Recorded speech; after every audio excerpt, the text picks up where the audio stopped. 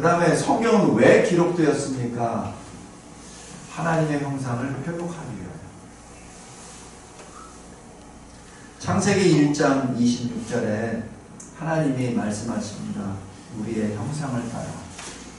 우리 잘 아시죠? 여기서 우리라는 것은 성상의 하나님의 그 내적인 경륜이라고.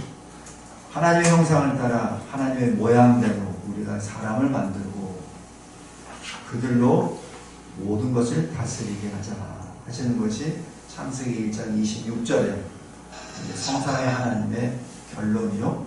그리고 1장 28절에 그렇게 나타나죠. 이런 모든 것을 단번에 한 칼에 무너뜨린 것이 창세기 3장입니다. 그래서 창세기 6장부터 8장까지 노아 심판이 들어가죠. 그리고 창세기 9장으로 들어갑니다. 9장 한번 보세요.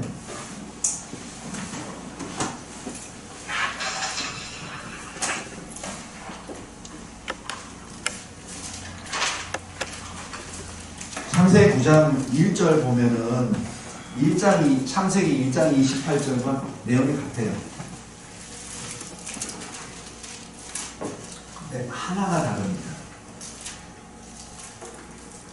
하나님이 노아와 그 아들들에게 복을 주시며 그들에게 이르시되 생육, 번성, 충만. 그죠? 생육, 번성, 충만. 1장 28절과 똑같습니다. 하나가 빠졌어요. 통치, 다스리라. 왜? 자격 상실, 능력 상실.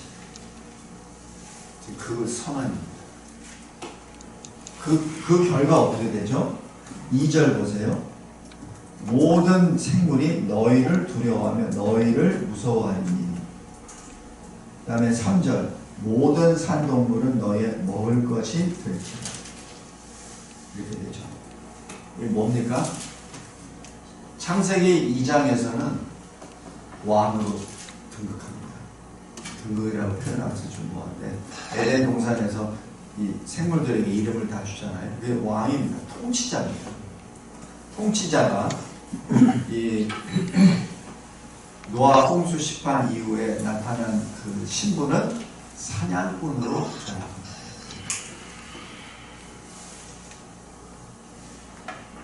그러니까 사냥꾼이 됐으니까 어떻게 됩니까? 모든 생물들이 인간을 두려워하고 무서워하죠. 그러니까 다스릴 수가 없어요. 사자야 오라 그러면 도망가죠. 또 가까이 가서 왜 안 왔어? 그러면 사람을 공격해버리겠죠. 그죠? 그렇게 돼버립니다.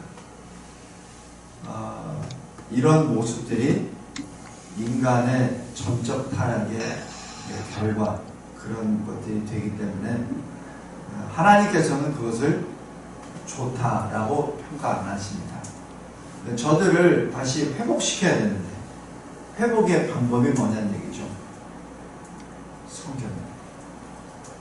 그러니까 성경을 기록함으로 너희가 왜 타락했는가, 너희의 원래 존재가 어떤 존재인가 라는 것을 알려주죠.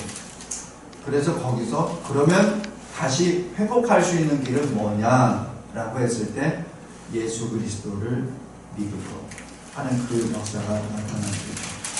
그래서 하나님의 형상을 회복되어 있는 것인데, 그것이 고린도전서 1장 30절에 너희는 하나님으로부터 나서, 그러니까 우리의 이 존재에 대해서 분명히 말합니다. 우리는 하나님으로부터 온 존재라는 얘기죠.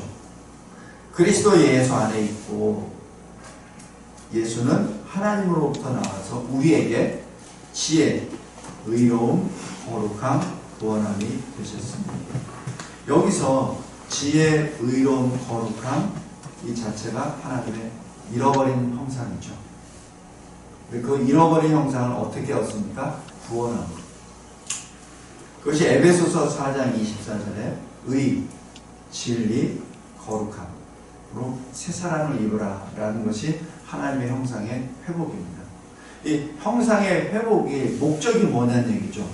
에베소서 1장 영광의 찬송, 영광의 찬송이 되게 하려 합니다. 영광의 찬송을 하게 됩니다. 이것이 6절, 12절, 14절에 계속해서 나옵니다. 우리 이사야서 46장 한번 보세요. 이사야서 46장. 제가 개인적으로 이 말씀을 마음에 새기면서 하나님께 감사드립니다. 이사야서 46장 13절 보면 내가 나의 공의를 가깝게 할 것이다. 즉 그것이 멀지 아니하나니. 이건 뭐예요? 공의를 가깝게 한다는 얘기는 뭐죠? 심판이죠.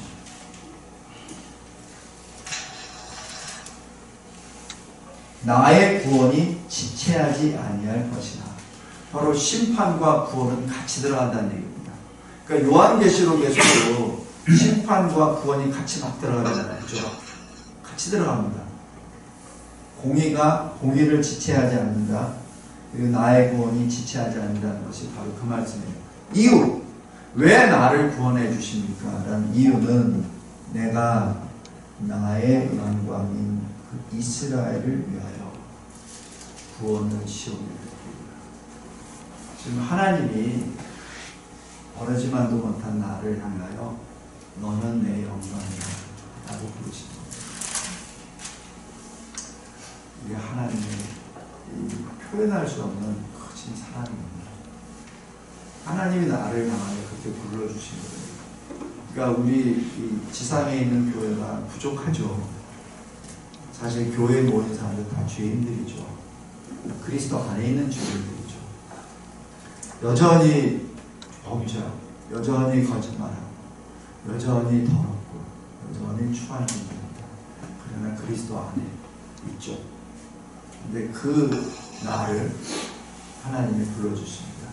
나의 영광, 나의 영광. 성경이 왜 기록되어 있는가? 나의 영광을 회복하기 위해, 내 영광의 찬송을 듣기 위해 하나님의 형상을 회복시켜준다는 거죠. 이건 하나님의 절대 주권입니다. 우리 인간이 할 수 없는 거예요. 그래서 성경을 해석할 때 이 주제가 또 나와야 됩니다.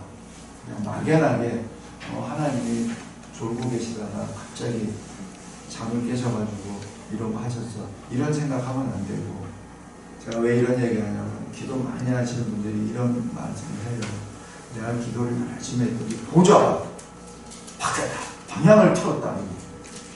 이게 내가 기도하기 전에 보좌가 저쪽을 보고 있다가 내가 기도를 했더니 보좌가 이쪽으로 바뀌어가지고 내 기도 응답을 받았다. 그럼 뭐 하나님하고 나하고 동격이네. 물론 간절히 기도한다는 표현이 그렇게 될 수도 있어요.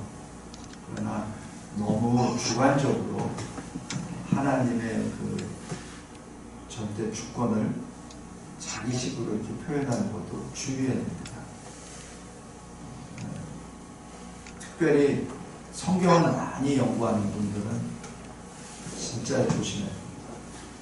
그리고 강단에서 설교하시는 분들 진짜 조심해야 됩니다. 강단에 설교할 때 누가 손 들고 좀 이상한데요. 누가 얘기합니까? 아무 얘기도 안 하죠.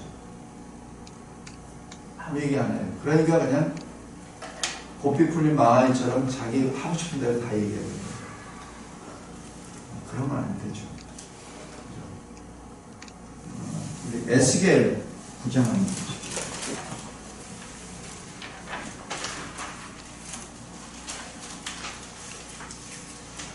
에스겔 9장에 보면은 하나님이 심판하실 때 남은 자들을 표를 해주신다는 그 말씀이 기록돼요. 그래서 4절 보십시오. 여호와께서 이르시되 너는 예루살렘 성문 중에 순행하여 그 가운데서 행하는 모든 가증한 일로 말미암아 탄식하며 우는 자의 이마에 표를 그리라. 이게 뭡니까?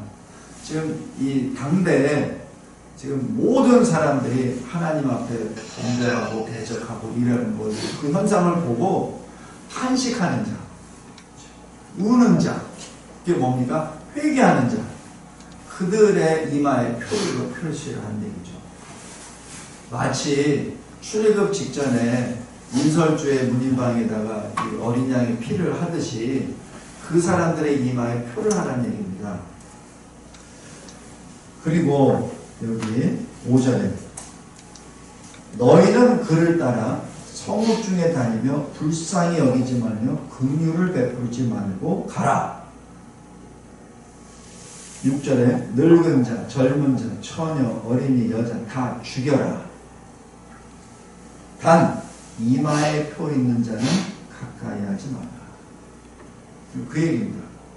이게 심판의 역사에 진행되는 것 중에 한 단면입니다. 그런데 어디서부터 하라고요?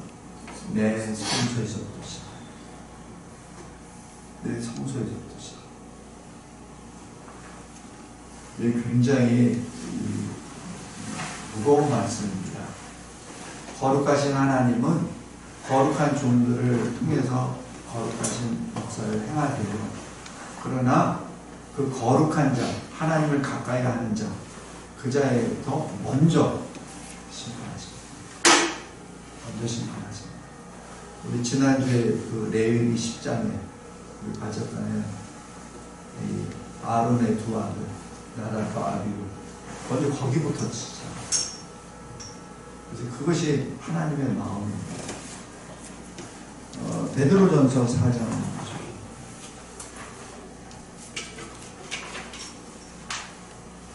베드로전서 4장 17절.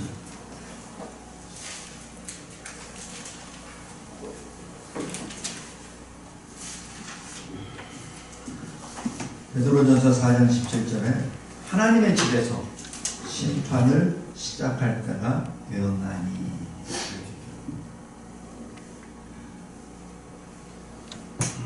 지금 제가 이거 하는 게 성경 해석 패턴입니다. 성경에 어떤 말씀이 있잖아요. 그 말씀이 거기에만 있는 게 아니에요. 그 동일한 내용과 컨텍스트를 가지고 신약과 구약에 계속해서 기록되어 있습니다. 지금 이 말씀이 또 다른 데도 많이 있을 거예요.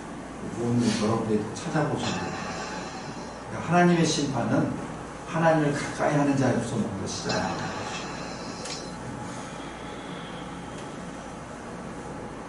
그 이유는 바로 하나님의 형상을 회복하기 위한 것인데, 형상을 회복하라고 사명을 받은 자들이 온전히 못하기 때문에 하나님이 거기를 먼저 손을 드십니다. 여기서 의에 대하여 잠깐 보겠습니다. 이 사딕라고 얘기하는 건데, 그래서 의에 대해서 한번 쭉 고민을 해봤어요. 의하면은 그냥 손에 붙잡히지 않는 어떤 개념으로만 하기 때문에, 한마디로 의란 하나님께 나아가는 그런 성향입니다. 의란 로마서 3장 11절 18절에 하나님을 찾지도 않고 하나님을 두려워하지 않는 죄인을 하나님께로 인도하는 하나님의 형상 중에 하나입니다. 그래서 이 시편 85편 13절에 보면 의가 주의 앞에 앞서가며 주의 길을 닦으리로다. 의가 주의 앞에 앞서가며 주의 길을 닦으리로다. 여기서 주의 길을 닦는다는 표현을 잘 보세요. 주님은 하나님이세요. 근데 주님은 하나님이시고 사람이 아니에요. 그래서 길이 필요 없어요. 근데 주의 길을 닦는다고 합니다. 그러니까 누구를 위한 길인가요? 우리를 위한, 나를 위한 길입니다. 하나님은 길이 필요 없어요. 우리 이사야서 40장 한번 보십시오. 이사야서 40장. 세례 요한이 광야에서 외치는 소리 했었던 것 아니에요? 40장 1절 한번 보십시오. 이것이 사실 우리에게 커다란 힘이 됩니다. 위로하라. 내 백성을 위로하라.